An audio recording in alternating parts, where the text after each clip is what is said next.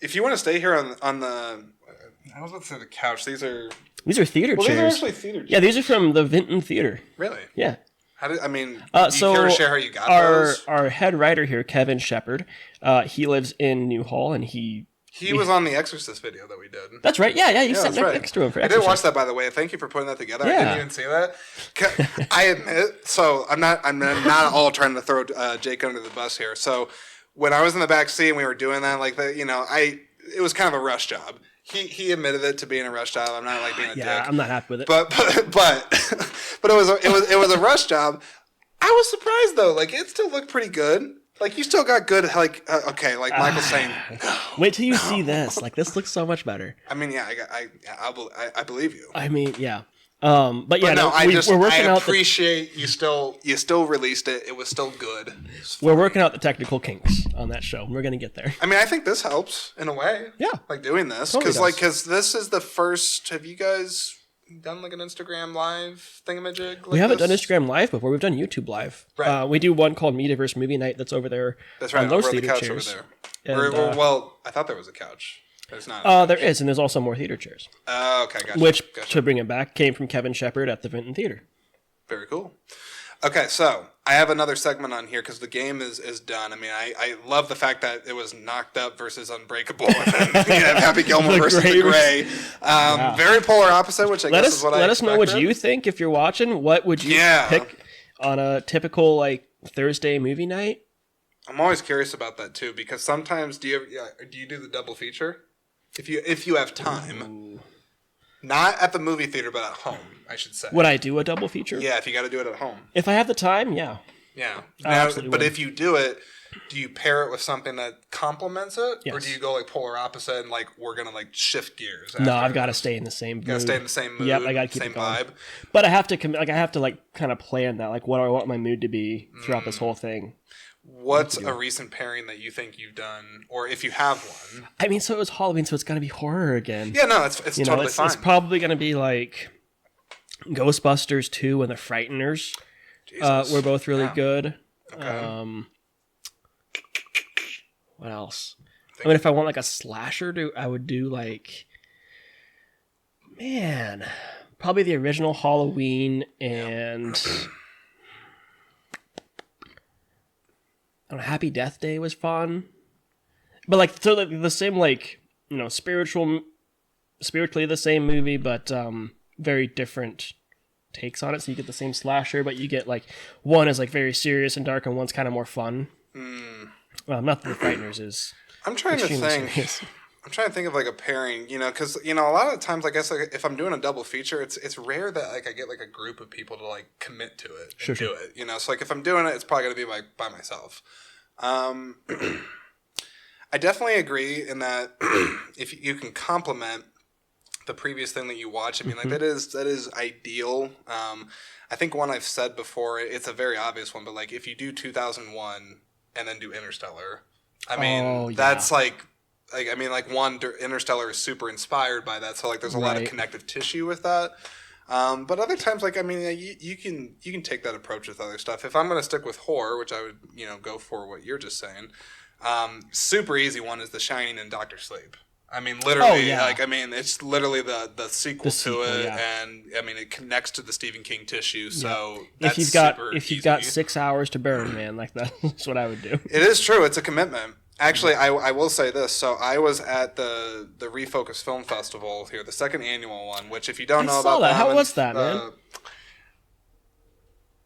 That's at Film Scene, by the way. Yes, Film Scene in Iowa City. I actually was, okay, so I will I will answer that, yes. Wasn't Werner Herzog there? He was. I have a good story about that. Oh, we got to have this. Please, 100th episode, please. I will share it. Okay, so there's three things I have to talk about that. So one, the reason I brought it up is they had a lot of different films that were screened there, but probably by far the most known one was they did a screening at 10 o'clock for The Shining. Okay.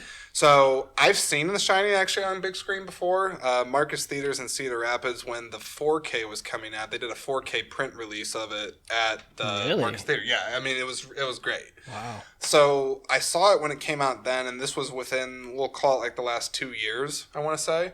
Mm-hmm. But then at Film Scene, they had in one of their program blocks The Shining to play at 10 o'clock, and I mean naturally the festival's in October and stuff, so I'm like, sure. It makes sense. I will say, everybody, I'm going to tell you this. I may come off as a purist sometimes. I am ashamed to admit this, okay? I had to leave the movie early. Why? I had to drive back home. Oh, you didn't like it to... Okay. It was a scheduling thing. It wasn't you couldn't handle it. No. I mean, like, I love The Shining. Like, I'm absolutely somebody, like, I will debate somebody if they're like, ooh, this movie's 3.5 hours long, it's not good. No, if the movie's good... and it's meant to be that long, it's meant to be that long. I don't care how long it is. But I'm going to hold my finger because I have something to ask you on about that. But go ahead. Keep going on. No, I had to leave. I did make sure for myself, though, because I'm like, I knew I would not be able to respect myself. I'm like, don't leave before the part where he's just like, give me the bat. Give me the bat. Give me the bat. You know, he's like, I'm going to bash your brains in. I definitely stayed for that part, and then I'm like, okay. I did miss Here's Johnny, but I'm like, shit. I stayed before that because I had a whole other day of festival to participate in the following day. So I'm like, okay, I got to pick my battles here. Right. But that being said, you asked about Werner Herzog or Werner Herzog. He goes by both. Okay, so I'll be honest. I was not super versed in him before this festival. I had seen Rescue Dawn. I know that he is a very famous documentarian. He's done like The Grizzly Man. He's did this thing on volcanoes, I know. He's been in The Mandalorian, Jack Reacher. So I'm familiar with the guy. But by far, if I had to say like the coolest thing that happened during Refocus Film Fest, which I even thought about doing like a whole like just let me do a review and talk about my experience at a film festival thing, but I haven't found the time to do it yet. That might be a year-end thing because I've been to 3 film festivals this year, and each one had festivals. Yeah. I mean, each one had a very different feel and vibe and stuff. But anyways, the Werner Herzog story. So Andrew Sherburne, shout out to him. So he's one of the co-founders of Film Scene. He invited me to come and attend with my podcast on the behalf of my podcast, basically to go there. I love that you do that, by the way. Get to go to these festivals as the podcast. That's so cool, man. That's definitely something I'm going to save towards the latter half on here is talking to that. But I'm very blessed to be able to do that, and I think it's good. It will lead to something. Yeah. Anyways, go. So the fun highlight or the coolest thing that happened by far there is I was at a VIP experience that they had there. So you had to be like a particular pass holder level or be directly invited to it. So it was not open to the general public. Oh. Okay. So there's a little bit of like behind the curtain there. You know, you're just like, okay, like that's neat. And it was at this place in Iowa City, and I can't remember. It was this. God, I'm really bad at describing streets and places and whatnot, but it's this. I want to say it was like a Goose place, Goose something in the bar name or something like that. The Blue Goose. Maybe. I could have sworn that a goose is incorporated in the name of this. Yes. If I'm an idiot, then call me out on it. But we're at this thing, and they have food and stuff for it, and it's like a 2-hour social hour between like the 5 o'clock hour and like 7 o'clock. So it's kind of like giving you a break basically between the latter half of the films. Now, the idea for it is that you're going to have like really top level pass holders and like filmmakers there, and it's a chance for them, like, you know, there's not like press and stuff like that. They can just like chill and like hang out and stuff. Okay. So I'm grabbing meatballs at the table. Werner shows up and grabs meatballs. Oh my god! So like he's right there, and like I didn't recognize it. Like like I think he said like excuse me for like a second. I was just like, oh sure, you know, and then I'm just like, you like a double take. You're just like, oh shit. Like, that's the keynote guy that's going to be doing this talk on his book, his memoir.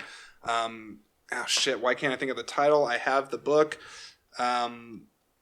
Holy shit! I'm blanking. Oh no! This. You are losing it. No, it's a. Oh my god! It's like God against or man against all and God for something. I'm being a complete jackass. I apologize, Werner. So anyways, he was there, and so I was like, oh shit, like he's here, and like he's sitting at a table, and there's a clear opportunity. I'm like, I can go talk to him. Yeah. Okay. But it's strange because even though I've been to a couple of film festivals, I don't get like starstruck like really easy. And I don't think I was with him necessarily, but I'm like, do I be that guy that's just like, hey, like, can I like get your autograph, or like, can I talk to you? Like, right. If he's there, like, just enjoying his downtime and stuff, like, I don't want. Maybe he wants to enjoy downtime and not. I don't want to be an ass. Like, I don't want to like come off as like a press person and stuff. Right. So I'm just like, okay, like I don't know what to do. So Andrew was there, and I went up to him and I said, I was like, hey, Andrew, Werner Herzog's right there. Like, he's right there, and there's an open spot at this table. I'm like, am I terrible for trying to go up right. and get a seat here, or like, do you think I should just leave him the hell alone? And Andrew was super nice. He just said, he's like Werner's he's like a pretty like laid back guy. Like if you like just want to talk to him as like a human and stuff, like don't try to like fangirl him or something. Right.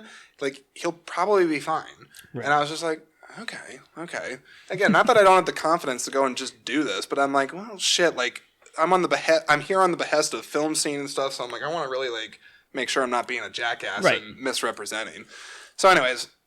What ended up happening is I ended up sitting at a table with Werner Herzog for about a good 30 to 45 minutes. That's cool. So I didn't talk to him much. I mean, I did shake his hand. So like we introduced ourselves, and I was just like, "Hi, I'm Jordan." He's just like, "I'm there." Like he has an amazing accent. Oh yeah, very thick German accent. I'm like, this is cool. And then what ended up happening is John Irving, the guy who wrote the Cider House Rules, who won the Academy Award for it, he was there too. Sat at the same table. No way. Sat at the same table. So I'm having this moment where I'm just like, okay, I have an Academy Award nominated person, an Academy Award winning person, right there, and they're talking to each other, and I get to be a fly on the wall for this conversation. Dude, that's the best you could ask for. And what was interesting is I was not the only person at that table that had that vibe. Sure. So like.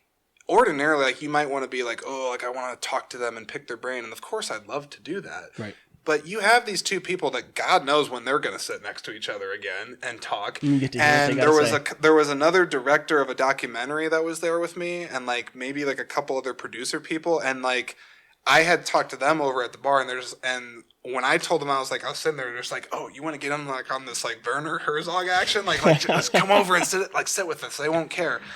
And everybody around the table was just literally just being like, we just want to listen to you. Sure. We don't even want to talk. Right. And that's a very interesting energy. And that was just a very unique experience that like I don't think would happen outside of a film festival. Right. So yeah, because that is definitely a highlight. That's so cool. And he's a very interesting person too. Werner? Yes. Yeah. Yes. I mean, like I won't like say all the stuff that he was saying like at the table. It's not like it was anything bad, but like what kind of stuff did they talk about?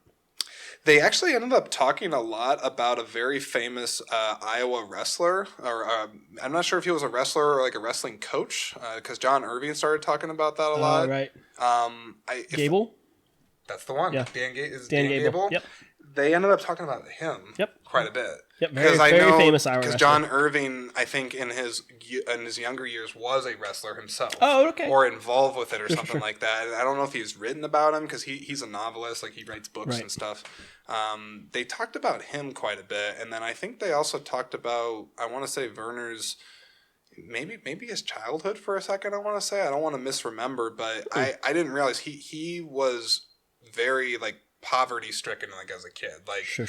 Didn't eat much. He didn't make a call on a phone till he was like 17 years old. He grew up in post-war Germany, right? Yeah. Like it's like it's wild. Like he's like just a wealth of knowledge, and it is interesting. Like I think if you meet someone like that, I mean he's in his 80s, you know, and I don't know, like people like that, like you want to ask them stuff, but I feel like you want to listen more. Absolutely. Right? Yeah, I mean, because like they just have this unique life experience. Like where else are you going to find that? Exactly. Yeah. And that was the best way to put it, is like, when are these two ever going to be sitting next to each other again? And when am I ever going to be able to just sit here and take that in? Right. Like, don't insert yourself into those situations. Just enjoy the experience for what it is. But I will say this: the personal moment that did happen towards the end. So when the night or this VIP time was wrapping up, they got up to leave, and we're kind of like wrapping up. And I was like, I'm gonna be remiss if I don't like talk to John Irving, because I talked to Werner, but I hadn't talked to John Irving, and I watched the Cider House Rules, the screening actually before, and I'd seen the movie and whatnot, but.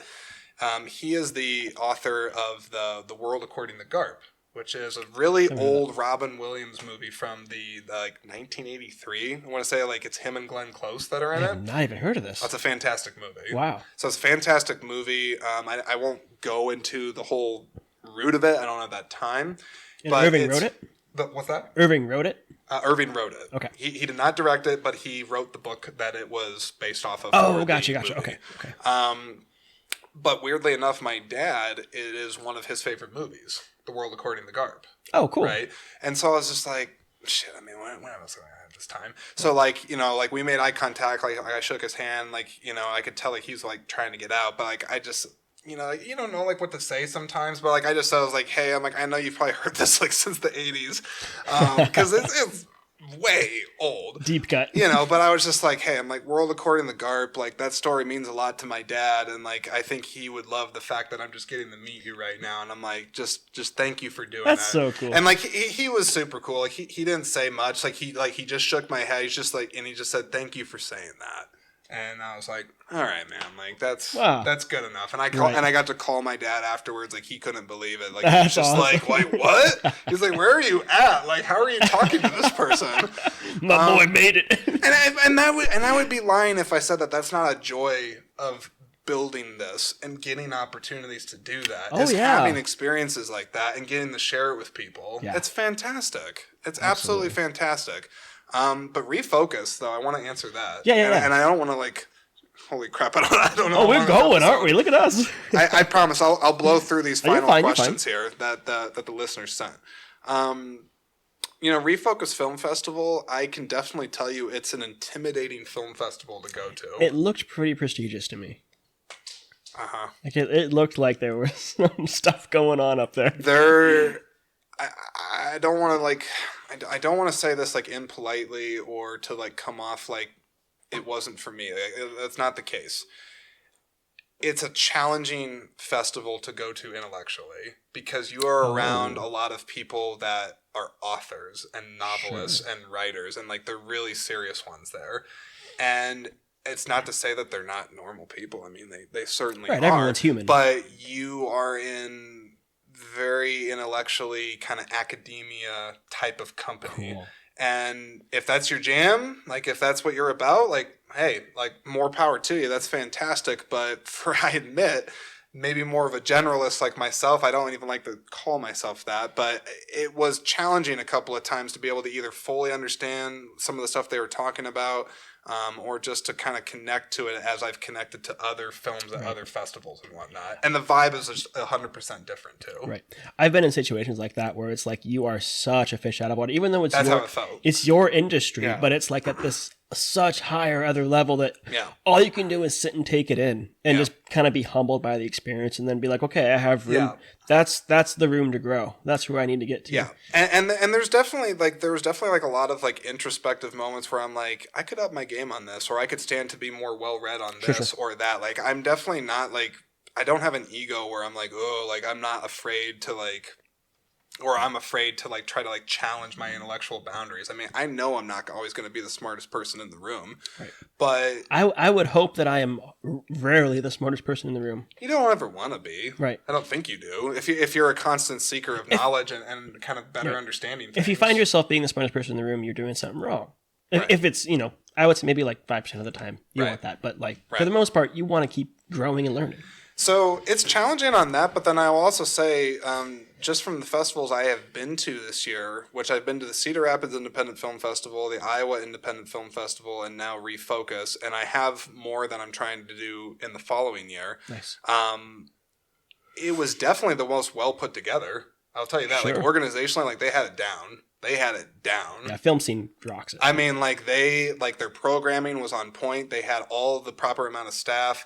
Everybody knew what they was doing. There was no if there was chaos, I couldn't see it, and that's what you want as the person that's going. Is you don't want to see someone being like, "Oh shit, this isn't working." Right. It could have happened, but there's somebody on a headpiece and then behind the scenes just running around like crazy, keeping all this stuff. That's why I also try to get close with the people that are putting these festivals on too, because I love understanding how it actually gets put together. Yeah, it's a whole process putting on a film festival, and it's a lot of work. It's something that we want to start doing here. Would you guys do that? Yeah, so we actually, that's funny, there's, not to take time from you. No, you're fine. There's a theater in Peoria that went out of business, and we went down and... I'm just waving the mic. He's eating chips back there. Yeah. Or he was. They had an auction, and they were auctioning off all of their gear, and so we got really good deals on a theater screen and a proper cinema projector. And so the goal right now is to set up that backspace, that old auction ring, into a proper movie theater. And we want to have film festivals, film screenings, live events, that kind of stuff out there. So hopefully in the future you have the space for it. And it's also super different. Because when you guys had the open house, and I was there for that, I'm trying to think how many people you had in the room. 76. Okay, I was hoping you actually took a count of we had a count. You had the count, RCPs and everything. And I think we had some space to move, so we can probably even 100, 120 people in there. It's an interesting space, and obviously there's a lot of potential either to change the projector setup, the sound. I was actually first off, I'll stay on point with this, but I should comment about the open house that I went to for these guys. They're being polite enough to host me out here for the 100th episode. It's cool. I don't know how else to say it. They have done work putting these sets together. I was mega impressed with the turnout that they had, considering that they're in Marengo, Iowa. They're still new. They're going to be considered new for a while. Yeah. It's going to take time for a name to get built. But they had a good turnout of people that have worked on independent films here in Iowa, and they've kind of, been around the local art scene and stuff. But it was also really well ran. You guys had volunteers that were checking the cars in, making sure people knew what to expect when they were walking in. There was T-shirts for the staff of what they were wearing. You had amenities out the wazoo, popcorn, the cookies, and everything like that. I was really impressed. So I appreciate that. I realize there's a lot of smoke being blown up the ass, but no, it's feedback that we need to get. It's true. We put a lot of work into it, and we had a lot of meetings about it, and people were here late and on the weekends. And you guys had coverage about it beforehand. I know KCRG did a story on it. That was awesome. There's been a few articles I think there was there was another news station that did something. KWWL. So in did that out of Waterloo did that. Yep. That's right. And it's funny, the day after the open house, I went up to Waterloo to film a commercial for Michael Nyland. Yeah, I saw that. What was the commercial? It's for a plumbing company, and they wanted winter is coming. No, I was Jon Snow from Game of Thrones. They wanted to really do that. Game of Thrones. What's that? They wanted to do Game of Thrones? They wanted the whole winter is coming line, so upgrade your HVAC system or whatever. But I got to ride a horse, and it was fun. You got to ride a horse? Got to ride a horse. Yep, got to be in all sorts of weird outfits. Oh, that's awesome. But yeah, anyways, we got a lot of nice news coverage from it as well, and it was very, very humbling, and we're very grateful for the whole community that came out and experienced that with us. If that communal turnout did not tell you anything, it's telling you that you're on to something. Yeah, chase that, man. It's going to take time, and that's something I'm going to talk about now. Smooth segue here. Good segue. The final questions here, and then I will play. I left the damn piece of paper over there, but I have questions that I said I was going to read on this episode. I'm going to. I hope I'm doing good on time. I don't know if I'm at. Are you guys good on time? Yes, I'm okay. At 9 o'clock. How long have I been talking? 2 hours? Yeah. Holy shit! Yeah, an hour and 20. Hey, it's 100. It's episode 100, man. Shit. And you guys, if you're hey, we have lives, man. We don't just get to sit around and work for you. Kick my ass off. I will happily leave. You want to take this solo? Or do you want me to? No, actually, if you want to interview, you can interview me. I can interview you if you want to. These are again more questions that were submitted, but I categorized these into the looking ahead questions. Ooh. Okay. All right. Okay. Go for it. All right, Jordan. How do you think your podcast will evolve in the coming years? So I think it's going to evolve in a lot of different ways. I definitely think I will continue as much as I can to go to more film festivals, maybe even revisit ones that I have been to. It's not like I just want to go to one and then like never go to it again. As long as I'm here in Iowa, I think there's a reason to go there. There's an audience, clearly, I think, for the people that are in it and doing it, not just to promote their own work, but I think it draws eyes and ears to me, and it's something I can put my face out there. And I find I'm much more successful as a person basically advertising their own brand when I actually am out there doing it, as opposed to just being like, hey, like I'll put a couple good social media posts up, which I try to do that as much as I can, but I like boots on the ground. I like boots on the ground and getting into the pulse and the heart of what the audience is all about and what they're doing. Right. So I think it would grow through that. What was the question again? It's just how do you think it's going to evolve in the coming years? Another thing I'm looking into doing as well is I would like to eventually do original content. I'd like to maybe explore like doing, if it's staying in the audio realm, doing like some like audio short stories and things like that. Cool. There's a lot of podcasts I actually listen to. There's a really great one that's on season 2 right now that has Oscar Isaac and Julianne Moore, and it's called Case 63, I think is what it is. They do a podcast together? Well, it's almost like an audiobook, sort of. Like they break it up into like 10 episodes. It's like 10 minutes per episode kind of thing. Wow. But it's this whole like, I mean, I won't go through like the whole story on that, but Oscar Isaac is a patient that claims he's a time traveler, and Julianne Moore is like the psychologist trying to tell him that he's insane, and then it turns out there's more to the story than there seems to be on the surface, and like it's very like head trippy kind of thing. But it's really immersive for an audio experience, and I'd love to be able to do something like that, and either have it be something where it's like it's a screen speak production or something like that. I don't give a shit, because I have ideas, and whether it's me trying to produce the stuff and get it out there, or have somebody else and be able to produce it for them. Mm-hmm. I would try to figure out something with that, and I think that's a realistic place to start. But then eventually, from there, I would like to just keep going to film festivals, keep putting a spotlight on the Iowa filmmakers, and also still stick to the original format of ScreenSpeak, which is just giving my own introspective thoughts and feelings about big movies that I want to talk about. That's your bread and butter. It's just like going to see a movie and getting to give it a review or whatever. Do you see yourself going to larger film festivals? Yeah. You do? Like, not just in Iowa. Would you go to like Tribeca or, Yeah, I actually think if I was going to like say like the career path answer, or like if it eventually turned into something like that, like there's a lot of people I follow that do what I would call, for lack of a better word, media correspondence, where they do coverage of these festivals, or like they're on the Fandango team and they're talking with people at the panelists and doing things like that. Right. I would love to do that. I could see you doing that. There's people I know, like shout out to the Real Blend podcast. If anybody listens to that, Jake Hamilton, Kevin McCarthy, Sean O'Connell, I want to say is his name. He's the editor over there. Great podcast, but like those guys are like benchmarks of people that I kind of idolize in the space. So I would like to eventually maybe one day be a version of them. So cool. Yeah, very cool. I think you can. Like you got the stuff for it. I would like to think so. Do you see the podcast taking on any other forms of media? Yeah. Within good time, because I am mindful about spreading myself thin. Sure. It's already a lot of work being kind of a one-man show, and having to correspond with the guests, prep the episodes, do research, any sort of technical stuff when you're recording, post-production, everything like that. So I kind of know where my bandwidth is at right now. Yep. But that being said, social media, while I can be the old man bitching into the clouds, being like, it's tearing us apart as a society, it is needed for some of the growth that kind of goes with this stuff. So Instagram is where I try to put a lot of my efforts at. There is a Facebook group. I do not do a good job at all of maintaining that. I'm not shy about saying it.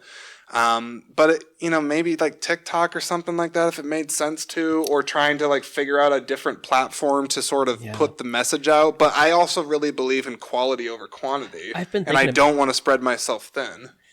I've been thinking about starting us a TikTok for Mediaverse, but it's like, man, that's just another platform we have to. It's another one you got to figure out. And it's we're just gonna be spread too thin, and it's like you got to pick your battles, like you said. Absolutely. What is a dream guest that you would like to have on your show? Jake Daniels. Hey, here we are. Dream guest. I mean, you know, the sad part is I'm thinking of all the old guys right now, and they're not going to be around forever. So, That's I mean, of course, like Scorsese, right? Ooh. I mean, De Niro, Killers of the Flower Moon. Like, let's just get the whole cast on.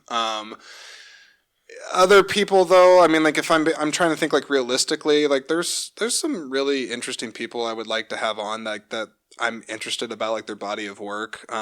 Like, one actor that comes to mind, actually, and I feel like I don't see him do a lot of interviews, is, like, Timothy Olyphant, who is, he was in... Justified, of course, Deadwood. Yep. I actually always low-key, like, saying, like, shout out to this movie, The Girl Next Door. He is amazing in that movie as Kelly, the porn producer. He's a scumbag guy in the movie. Got the spiky hair. Yes, yes. And I feel like I'm like why are like more people not talking about how hilarious he is in this movie? But I don't know. Like I feel like just talking to like maybe actors that aren't like so obvious, right? That like don't do press always so much, things like that. I just want to have conversations with people like that are interesting, and I think their bodies of work either don't get the acclaim that they deserve, or they're not getting asked the right questions to get good responses out of it. I don't know, something like that. That is something that I'm kind of like sick of seeing is all of these, like as you say, media correspondents interviewing all of these actors and filmmakers on their press junket and just asking the same boring questions. It's like, what was it like directing this movie? What was something that you really enjoyed? Difficult.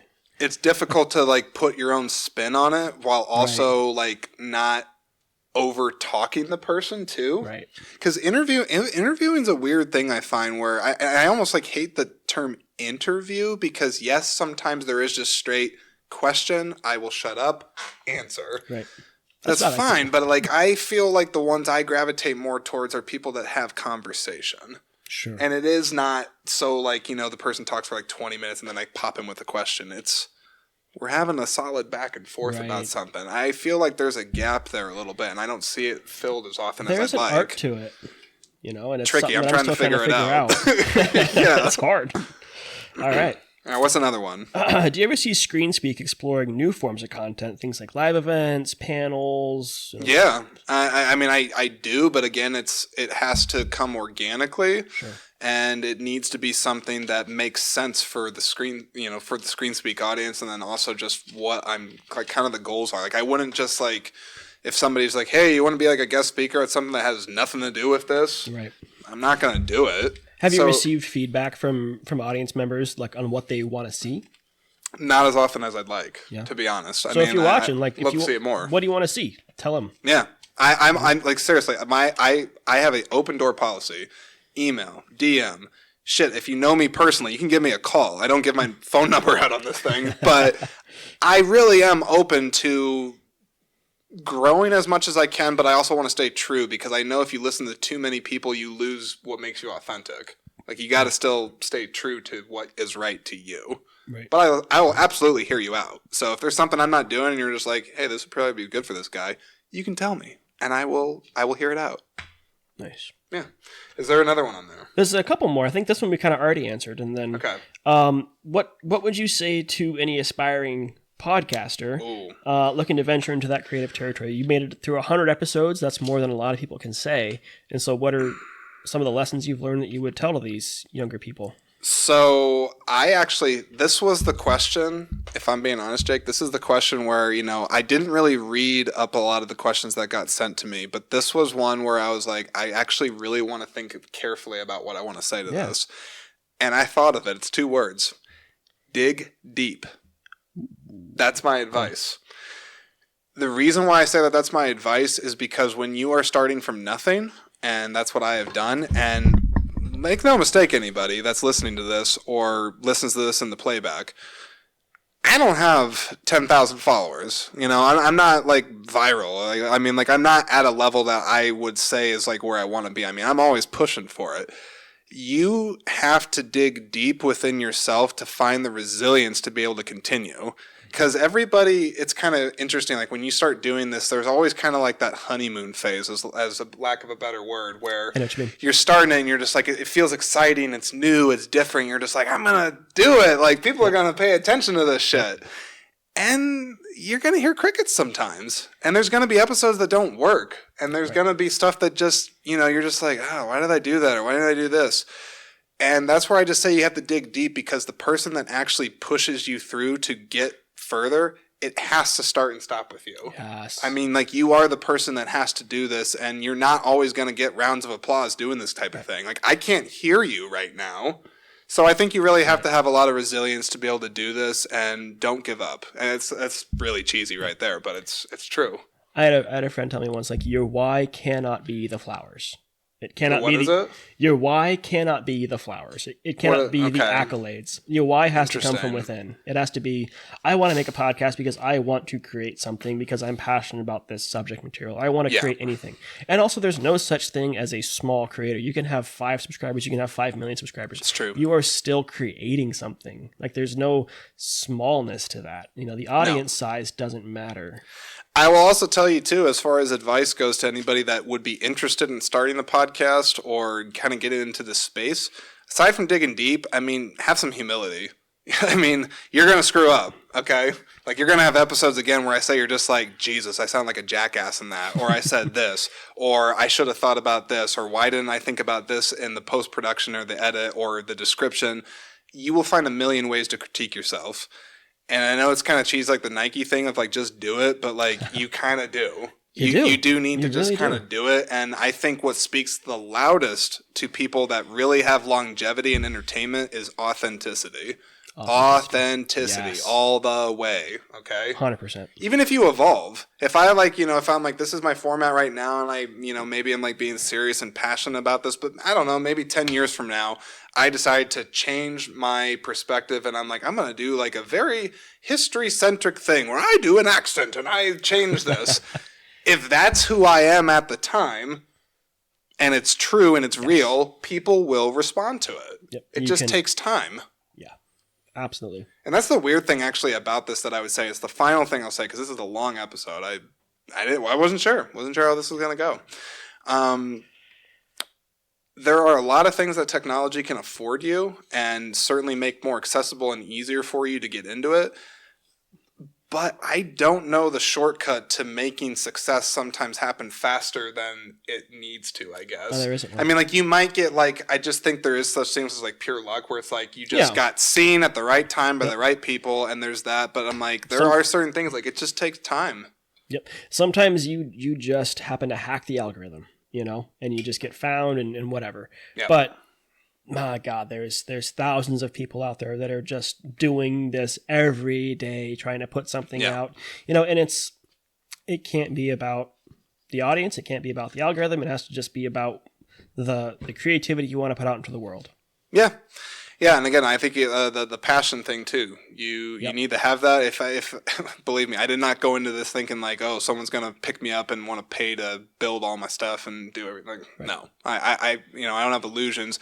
Actually, that's a whole other separate podcast. Is people that should actually talk more truthfully to how do you financially make this stuff all kind of balance and figure out. Because like, let's be real, people. I have a day job. I do not do this full time. Right. Of course, I would love to. Maybe one day. You never know. But the fact is that you got to grind. Like, you got to put the work in. And again, dig deep. I go back to that. Dig deep. That's what you have to do. Yep. Shit. I'm so sorry. I will end the podcast on this. I had last minute submitted questions, so I wanted to make sure I got to these. Okay. I won't say who sent this, though I do know who did. But they said a couple questions. I'll just give rapid fire stuff. Jake, feel free to throw into the ring on this. So, question. There are a ton of movies coming out at the end of the year. Are you excited for any one of them in particular? Oh, man. Killers of the Flower Moon was my most recent one that I was really excited for, and I do really like it. Yep. Off the top, it's not this year, but I did see the trailer for Fall Guy, the new David Leitch movie with Ryan Gosling. Yeah. I'm excited for that. I didn't love Bullet Train, but I love the fact that David Leitch is a stuntman and he's making a movie about stuntmen. So I'm like, okay, cool. Bullet Train was fun. That was a really fun movie. I hope it need to maybe seems to have the same rewatch it. energy. Yes, I need to rewatch it again because I watched it once and I was kind of like, I didn't love it. Oh, dude, it was. I liked Aaron Taylor Johnson in it though. Yeah, he was a scene stealer. Yeah, in the movie. It was a very cartoony movie. Just kind of these like off the wall, like crazy action stunts, and it's just fun and silly. I did like Atomic Blonde. Yeah, it was kind of yeah. I'm excited to see this one. It has that funny. What else is coming out though? Year in. So the one I'm excited about is another horror movie. I'm sorry. Don't be sorry. Eli Roth's Thanksgiving. Yeah. Hey, no, I'm excited for that too. A proper Thanksgiving horror movie? Come on. I mean, okay, so I'm not just saying that because like you like horror and everything. So I was talking to someone about this. I think it was my little brother or like his girlfriend or something, where we were talking about like things to do around Thanksgiving time and stuff, and I'm like, there is a Thanksgiving horror movie coming out, and they're just like, huh, like what? Because it's like you think Michael Myers and the slashing and all that, but this is a guy dressed like a pilgrim basically that's killing people. I mean, it seems kind of. I don't want to say like Scream-like or something like that, but there is very much similar to Halloween. I know what you did last summer, but I like the fact that they're taking a time of the year that you ordinarily would not associate with that, and they're like, hey, we're going to tell like a good old-fashioned slasher story. There's going to be some probably dumbass people that get killed. Yeah. You got, what is it, Patrick Dempsey? Is he in there? Yeah. I was just kind of like, I was like, okay, like whatever. No, is it Dermot Mulroney? He might be in it too. Or I don't get know. Those two mixed up. It is Patrick Dempsey. You're right. No, it's not Dermot. Patrick Dempsey, is he... He was in like Grey's Anatomy. I was just about to say that. For some reason, I'm thinking about that movie where I never even saw the movie. He was in this romantic comedy where he's like a maid of honor or something like that. Why the hell do I remember that? I don't know. I know Michelle Monaghan's in it, I want to say. Right. What the hell's wrong with my brain? I don't know. But yeah, I'm excited for that one. For sure. I'm trying to think. God damn. What's that one? I need to cheat almost. Silent here. Night. Oh shit! With Joel Kinnaman. New John Woo movie. No dialogue. It's a no dialogue. No dialogue. Wick. Well, I'm sure there is. I think he's mute, right? Is he the only one that has no dialogue, or you think so. like because I would isn't any dialogue at all. I heard there was none, but I could be off. Oh, that's wild. Because I was like, hang on here. I got a 2023, not 20. Jesus Christ, not 2093. 2093. Movie releases. Okay, let's see. I gotta almost like go to like the year end. Yeah, hang on. November, December. I gotta put down this piece of paper here for a second. Jake, kill some airtime here. Trying to wind this down. Let's talk about Squarespace. Squarespace is an all-in-one platform where you can design your website, set up. I have no idea what this ad read is. It's We're not sponsored by Squarespace. You've heard about some podcasts that do. It's like Simply Safe. They do like that. The blatant ad reads that just kind of just show up. We should do like fake ad reads. Like that would be fun. Let's talk about Gatorade. You can sponsor Gatorade. Gatorade doesn't sponsor this podcast, but we drink Gatorade all the time. All right, I got some movies. I'm cheating here, everybody. I pulled up the thing. I am excited for David Fincher's The Killer. It comes out soon. Michael Fassbender is playing a hitman. Yeah. Oh my god. Yeah. I mean, like it's like some people are like kind of being dicks in my opinion. They're just like, oh, it's like Fincher's being safe and exploring like murder and like seedy stuff. But I'm like, but that's what he's good at.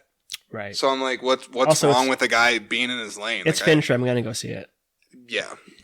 So that's definitely exciting. Let's see. Speaking of Michael Fassbender, Next Goal Wins, the Taika Waititi movie about the shitty soccer team or something. That actually looks like it could be good. I'm not going to say it's going to be like critically acclaimed, but considering most people are pissed off about Thor: Love and Thunder, it might help with that. I haven't been impressed with Taika, but I think that might have been more MCU studio than Taika because I love Jojo Rabbit. There's just a lot that goes into like the MCU. I love What We Do in the Shadows. I love everything else that he's done besides. What are your thoughts on the Napoleon movie with Ridley Scott? That is going to be a trip, dude. Yeah, that movie is it's obviously going to win Best Picture. Like we know that. You think so? Yes. It's going to just like it'll beat Scorsese. Slid in for the it'll absolutely beat Scorsese. Oh, you feel wow? Yeah, Napoleon's going to win for sure. I think you're going to get Best Historical Actor and Best Film. See, I don't know. So Ridley Scott sometimes I feel like gets snubbed by the Academy. Like he's like I think sometimes we take him for granted, like how good he is at making an epic, considering the guy's also in his 80s, just like Scorsese. That's true. Now we're eating good this fall. We got Scorsese. Oh no, we have some great stuff. And again, like cherish these people while they're around, because I don't want to be like the asshole that's like forming the Deadpool, but like Scorsese, De Niro, Pacino, like all these legends, Eastwood, Morgan Freeman, they're fucking up there. Yeah. That's fair. I don't want to be an ass, but I'm like, cherish it while you cherish it. can, man, because it's a part. They will be in that generation soon where they're like, you don't make them like that anymore. Like they are just not like that anymore. That's It's fair. a part of history. So I don't know. You got to cherish it. But the Napoleon thing, I'll say this: I definitely want to see it. I actually am a fan of The Last Duel. I feel like Ridley Scott, like that movie, just kind of like flew under the radar. It did. But the thing I am skeptical about is the fact that Joaquin Phoenix appears to not even in the slightest be trying to pretend that he's French.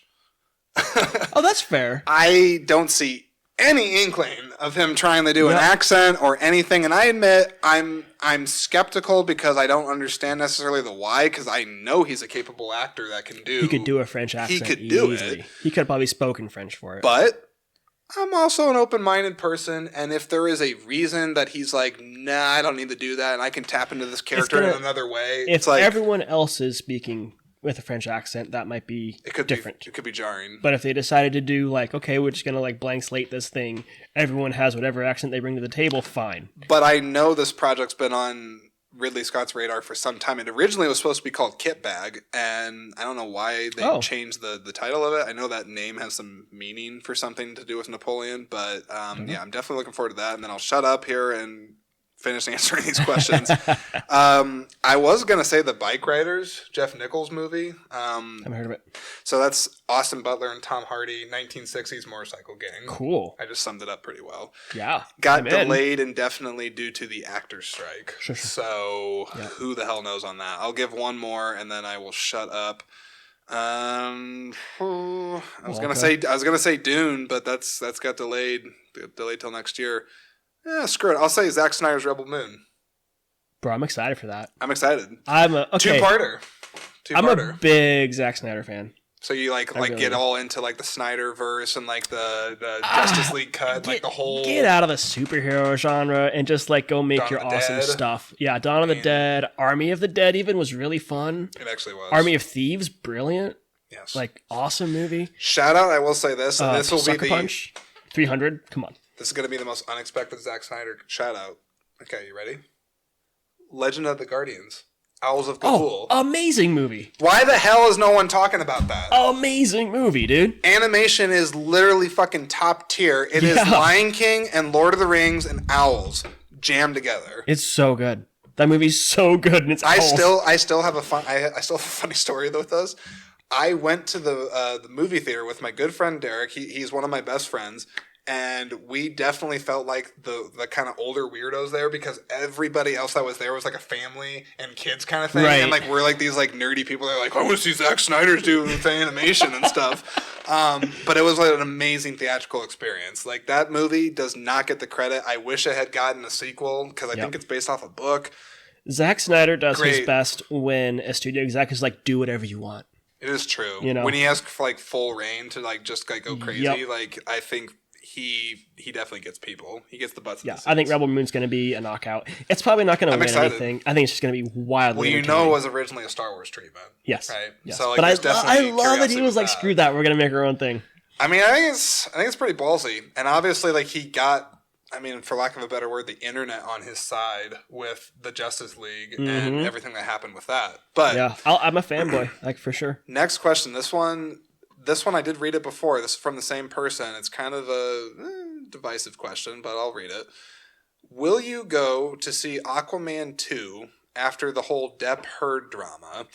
The person further goes on to state that her and her husband, will be voting with their dollars after Warner Brothers had fired Johnny Depp from Fantastic Beasts. Okay. The whole scandal that happened there, but not taking out Amber Heard from the movie. And there's, of course, all the behind-the-scenes drama with the reshoots that have happened. 4 reshoots, actually, if you're paying attention, which is kind of excessive even for that. So I don't know. Aquaman 2. I mean, I wasn't going to go see it regardless. Just cause. I mean, I'm pulling out of superheroes hard, man. I just can't really do it anymore. I mean, I'll probably watch it eventually. Is it fatigue with just like too much, or like the story's just not as connected as it once was? And the stories just aren't as good anymore. They're just trying to churn out that content. You know, it's become less about the film of it all, and it's become content as far as it almost kind superhero of feels films like goes. in a weird way, like not that I am a fan of. I shouldn't say I'm not a fan, but like I just don't play it. It feels almost like Assassin's Creed to me, where it's like there's just a new title every year. And Yeah, it's like they just feel like kinda they have to do it. It's so just they've kind of gotta- like a brand, and they're just like, Yeah. just churn it And out. People will pay for it. Screw Warner it. Brothers has no idea what they're doing with that story, anyways, with the whole universe, because they've axed all of the good parts of it, and now they're trying to like salvage the remnants that people can, Yeah. ride along with it, and adding in more stuff and different things, and it's like everyone's just confused and tired of it. My answer is actually really similar to yours in that I mean I'm very much in the same thing. I mean, like all the drama with the movie aside, I saw the first Aquaman movie when it came out. I did too. It's a fun movie. I mean, like there's cool stuff. And it was James Wan. Like yeah, I mean, like I like the guy. Yeah. Like it's a fun popcorn movie. Jason Momoa is Jason Momoa. Jason Momoa all the time. He brings a lot of charisma to Aquaman, a person that was basically historically made fun of for years for being the guy that talks to fish, and they definitely did a different take with it. But that being said, there's just been so much that has happened with superhero universes, both with DC and Marvel, that Aquaman was just not a story that I was overly vested in. I just wasn't. I mean, will I see the movie out of curiosity? Honestly, maybe. Yeah, I mean, maybe I will. I don't think it's something I need to rush out to try to go see. I mean, it'd probably look great in like IMAX or something with all the special effects, but I don't know. Like my take that I'll get on this, because I know I want to answer the heart of the question of just like, do you even address the stuff that has the happened? Amber Heard of it all. The Amber Heard, or just any time pretty much that real life seeps into the production of a film and stuff like that. I mean, what do you think, Quick? I mean, man, there's a lot to think unpack. that it's unfair to boycott a film because of one person, like voting with your dollar against an entire production because of one person. Right. That it would be almost disastrous to the storyline if they had to remove that person. Like I'm thinking also of Jonathan Majors right now as Kang in MCU. Ooh, right, yeah, he's facing some hot water. Probably there's still a scumbag. there's no word on that. Right, alleged scumbag, for the most part. And what are they going to do? He's holding the torch for their entire next phase. It's nuts. And what do you do? But I mean, there's also, you got to think about the hundreds of people that have their jobs on the line that have to make this movie. The VFX artists, the writers, the actors, the filmmakers, all the cameramen, the grips, everything. They're all putting their time and effort into this, and you want to support them as well. Yeah. And so, the Amber Heard of it all, I think that I don't know. I guess that he's a scumbag, she's a scumbag, we're all scumbags, right? But I wouldn't let that be the driving factor for why I do or don't go see something. Yeah, I mean, I don't think that the Warner Brothers, supports domestic violence in any way. No, I think that they would absolutely And let's be real. To be perfectly frank, the people that are going to pay the most attention to this are either people like us, people that are content creators, filmmakers, etc. I mean, the industry people will have more of an opinion about this than your average moviegoer. Some average moviegoers, I mean, like, yes, they know about the Johnny Depp trial and stuff like that, but are they really going to get into the weeds and like be like, well, like, I don't, not going to do the support because of that? Right. I mean, probably not. The way that I look at this, it's in two parts, and then my answer's done. Is that you have the part where you're looking at where the DCU is at, MCU, DCU. DCU is in a near reset right now because of, oh God, what the fuck is his name? James Gunn. James Gunn. I was about to say James Wan, but I'm like, Jesus. James Gunn, he's doing, of course, a reboot of Superman, David Cornsweet, Rachel Brosnan, this whole thing. Yeah. But the point is that is supposed to be the resetting thing. And so my speculation on Aquaman right now is kind of just like, well, The Flash tanked at the box office for various reasons. So we have this movie that's been troubled with legal shit, with people's personal lives, reshoots, etc. I think they're like, just let's make the best movie possible, dump it, and just kind of get it out there at this point, because we can't hang on to it, and we've spent a shitload of money. We're going to lose no matter what. and we have to just look forward and not worry about this thing's connective tissue and stuff. So I think the movie itself might be okay, but is it going to be something that's going to have like a large effect in the superhero scheme of things on their end? I don't think so. And as far as the legal stuff on there, this is where you have to do the whole do I separate art from the artist kind of thing. Yeah, right. And my thing for this is like Jason Momoa, he's not a turd, like as far as I know. So I don't think it's bad for him. If they trimmed Amber Heard out of it unfairly, like, I mean, sure, that would suck if she did all that stuff. She wasn't in the trailer.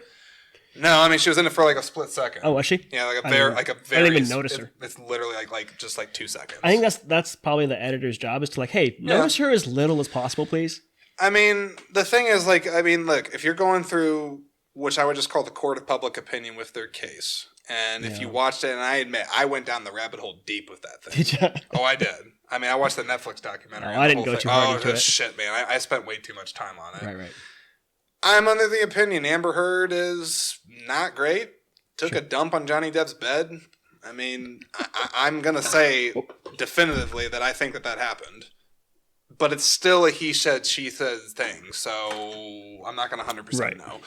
That being said, I still will lean with Mr. Jake on this just because I really do actually agree with this, not just because he's here. A lot of people go to make this movie. Yeah. And there's a lot of external events that happened that are beyond the control of the movie itself. Absolutely. And so that's where I'm just like, shit, get it out there. It is what it is for it. I mean, maybe it'll end up being a cult thing where it's like, I never extended it out to the rest of the universe. But, I mean, shit, they really salvaged this thing up, and it might just be a great movie. I hope it is. Honestly, I hope it is. That's what I hope. It has a... It does not look in good for me because any movie that has multiple reshoots and controversy dripping in it, like it's... we'll see. The odds are stacked against you. I hope they nail it, though. I really do. Okay. I think we touched on that enough. And then the very last thing that this person said, and I know this person personally that asked the question, but not surprised. They asked, since it's that time of year, what is your all-time favorite Christmas movie? Because no one really gives a shit about Thanksgiving movies. Excuse me, it's not that time of the year. I know. It's like it's early. We're jumping the gun. It's November. But I will still answer the person's question. Favorite Christmas movie without overthinking it too much? Home Alone. Oh, that's such a good one. I mean, it's cliche, but I mean, shit, Home Alone's great. And I love the criminals getting beat up at the end. And I mean, it's fantastic. Yeah. That's a staple for me. You got to watch Home Alone at least twice. Home Alone 2, I would also argue, is more entertaining. Maybe not thematically as good because it's basically like a copy-paste of the first one with better elements thrown in with New York. But I mean, hell, it's a fun movie. It's a perfect sequel. They took all the things that worked in the first and they upped the ante a little bit. They changed the environment. They changed like just enough while still keeping it familiar. Same villains, same hilarity. Like, I loved it. Yeah. Christmas movie, though. For me, man, I have a whole playlist of Christmas movies that I have to watch. It's got to be... You got Christmas Vacation, You've got Home Alone, you've got... I'm blanking on it right now. Christmas Story. I don't watch it. I don't watch that every year. They made a sequel. Did they? You see that? Like Peter Billingsley came back for it. It was on HBO Max exclusively. I never saw it. Maybe it's good. I don't know. Scrooged is so fun. I've only seen that once, and I barely remember it. Bobcat Goldthwait and Bill Murray. Like, oh my god. Krampus is good to me. Never seen Krampus. You gotta watch Krampus. I am familiar with like what Krampus is, but I have not seen that. Toni Collette is in it, and she's just fantastic. Isn't Adam Scott in that too? Adam Scott. Yep. Yeah. Yep. And is I can never pronounce his last name. It's David, the guy from Anchorman. Yeah. Champ. Whammy. That guy. David. His last name is a bitch. It's tough. I know he's in it. Yeah, Christmas. I'll have to watch that movie. There's so many Christmas movies. Favorite of all time? I can't pick one. It's tough. Die Hard. I'm gonna go with Die Hard. I will say this. And we had this discussion last time. Did we have this? Die Hard and Lethal Weapon.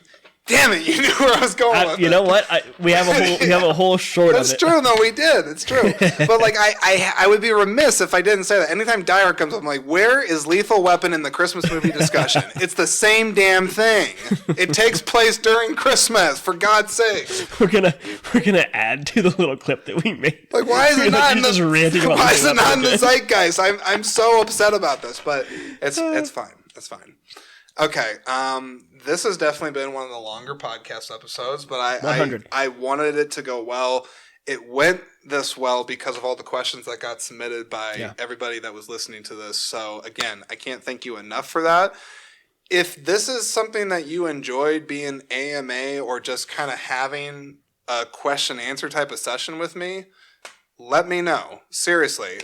Rate the podcast. Send me feedback on this. I mean, I might revisit this again. I'll explore this, but I want to be able to engage with the audience as much as possible because really it's the whole cliche shit.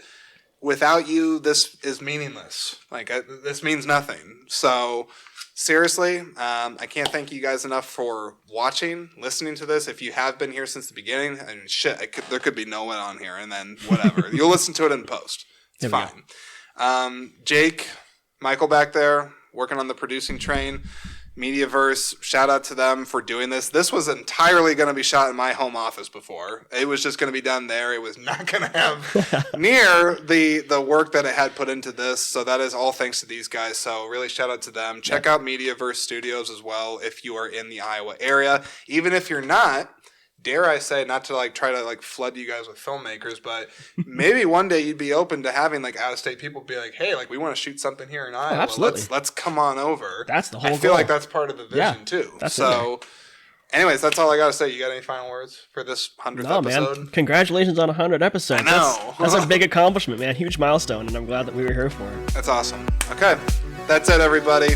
Thank you very much for listening if you have been here this long, and I'm going to shut up now. That's it. Bye.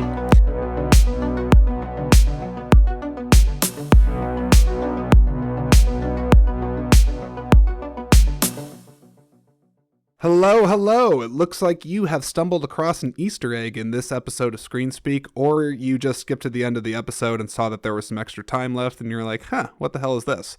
Either way, the reason for this extra audio is that I had someone submit to me a voicemail question via this new service that I'm trying out called SpeakPipe. And this is a service that allows you, the listener, to be able to send me a voicemail, almost kind of like call-in radio back in the old days where, you can, call the show and I'll answer your question. But it's a new 21st century way of doing that. And this person, long story short, called, sent me a question, and I completely forgot to play it live on the show like I said I was going to. So I wanted to make sure that I actually addressed this question and then went ahead and actually ended the episode properly. So I'm going to play this listener's question, answer it right now before I call this episode an actual wrap. But I did want to say, if ever in the future you are interested in submitting a question by way of audio message, especially after you listen to this bonus segment here, stay tuned as it's likely not going to be the last time that I'm going to be exploring this. So here we go. Hey, Jordan. Long-time caller, first-time listener. Has there been a show or a movie that you watched and you didn't like it the first time, but then you went back and watched it and you liked it? Curious what your thoughts are.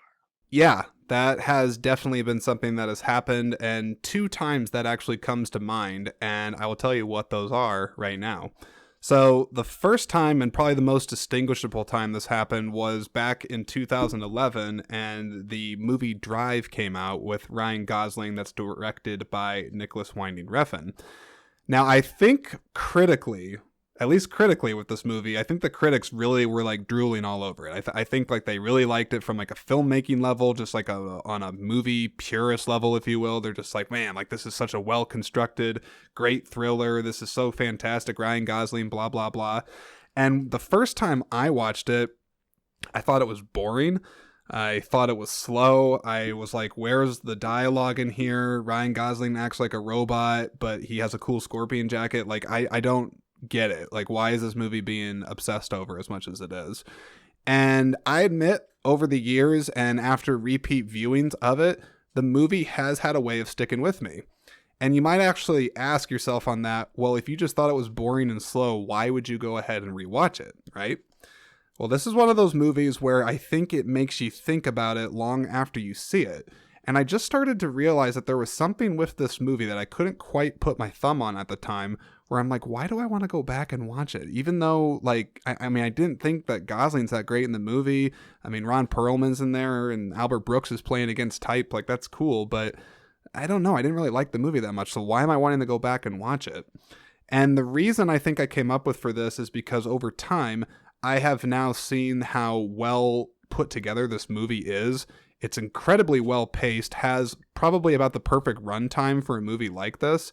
I do think in hindsight, Ryan Gosling is actually quite good at having a lot be boiled under the surface that he is not letting bubble up and explode. He's an incredibly reserved and restrained character in the movie. It has a terrific soundtrack. The action and the violence, when it is there, it is brutal and memorable. And I also did appreciate, again, more upon rewatch, Albert Brooks and just how different he is in this movie compared to his whole body of work virtually before that. So Drive is definitely a movie that I think I got wrong the first time, and I'm happy to say that I think it is a really good movie, and one that I would argue is actually one of Ryan Gosling's best movies. Now, the other one that this happened to, and I don't think I had as strong of a, oh, now I like love it thing, and I won't even know if I could say I love this movie, but I think it gets a lot of hate, and I don't really know why. That is the Scarlett Johansson 2016 adaptation of the anime Ghost in the Shell. So Ghost in the Shell with ScarJo. I don't get why more people don't like this movie. I could tell you the reason, like myself, when I watched it, I was just kind of like, like, yeah, I saw the anime and it was fairly kind of paint by numbers compared to that. It didn't really like have some like deep message in it. It was at least the first instinct I had when I first watched that movie. But then when I go back to rewatch it, I'm just blown away by the attention to detail just artistically put into matching the anime to live action and just how good the movie actually looks. If you own a 4K player, this movie looks phenomenal. And sure, there might be some story beats in there, and you might even be against the casting of Scarlett Johansson, as seeing as she's not an Asian person playing this thing that's based off of Japanese anime. I mean, that's not my place to say for it. I think she does really well in the movie. I like seeing this type of source material get this kind of a budget and cast thrown behind it. I also really like the actor, and I never get his name right, Pilo Asbeck. I'm probably completely butchering his name. If you've seen this guy in one thing, you've seen him in a lot of different things, and he's just one of those guys where when he shows up in a movie, I'm like, oh, this is going to be a better movie now because he's in it. And I thought he's awesome. Julia Binoche, if I'm saying her name right, probably not. She's good. Clint Mansell does the score for the movie, also does a really good job. And I just really think that if you're looking as far as just adaptation-wise to rate this movie, it does a pretty faithful job of being true to the source material, all while boosting it with incredible visuals, and it's a pretty breezy, easy movie to watch and enjoy yourself after you watch it. So, I don't know. I think the movie is not deserving of the hate, though I admit when I watched it, I was just kind of like, but I've now watched it a couple of times since it's come out, and I would say those are my answers to your questions. So thank you so much for submitting that. And thanks again to everybody that listened to the 100th episode in its entirety of Screen Speak. If you're still here at the end, I know you're a real one. You're a real fan, true fan. So thank you so very much for being here for that. Appreciate you. I'm out.